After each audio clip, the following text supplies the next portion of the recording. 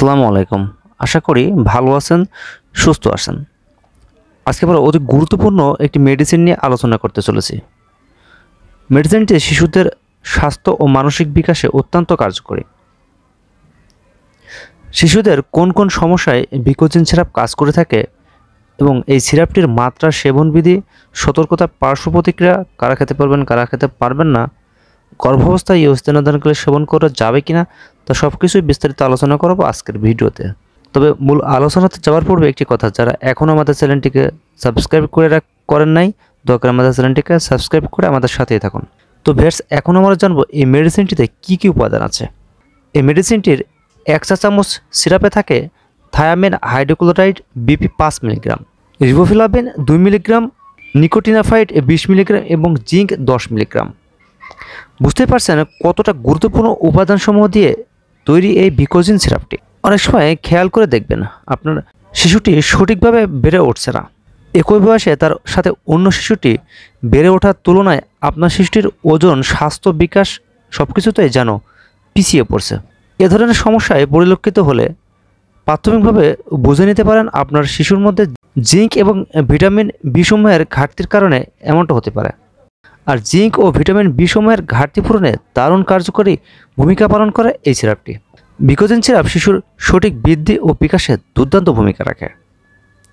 আবার কিছু কিছু সময় শিশুদের মাঝে ক্ষুধামন্দা হতে দেখা যায়। শিশুরা কিছুই খেতে চায় না, খাবার দেখলেই মুখ ফিরিয়ে নেয়।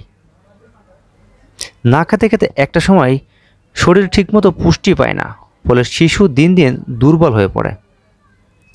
তো এ ধরনের লক্ষণ থাকলেও মুখে রুচি বাড়াতে, শিশুর শরীরে শক্তি ফিরিয়ে আনতে সিরাপটি ব্যাপক কাজ করে থাকে।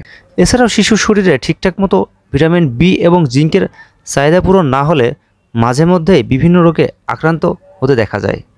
আবার কিছুদিন ভালো পেলেও দেখা যাচ্ছে কিছুদিন শিশুটি ভালো আছে, আবার কিছুদিন শিশুটি নানা রকম সমস্যায় সম্মুখীন হচ্ছে, নানা রকম রোগে আক্রান্ত হচ্ছে। যেমন কিছুদিন পর পর জ্বর হতে পারে, ঠান্ডা কাশি হতে পারে, পাতলা পায়খানা হতে পারে, মানসিক দুর্বলতা দেখা দিতে পারে। অনেক সময় ওজন ধীরে ধীরে কম হতে থাকে। এছাড়াও শিশুর ত্বক অমসৃণ হতে পারে। আবার কিছুদিন পর পর মুখে ঘা বা জিহ্বাতে ঘা দেখা দিতে পারে। তো ভিউয়ার্স, এখন আমরা জানবো এই ভিকোজিন সিরাপটির সেবন ও মাত্রাভেদ সম্পর্কে। শিশুদের ক্ষেত্রে 2 চা চামচ দিনে 1 থেকে 3 বার অথবা চিকিৎসকের পরামর্শ অনুযায়ী গ্রহণ করতে হবে। তো ভিউয়ার্স, এখন আমরা জানবো এই ওষুধটির পার্শ্ব প্রতিক্রিয়া সম্পর্কে।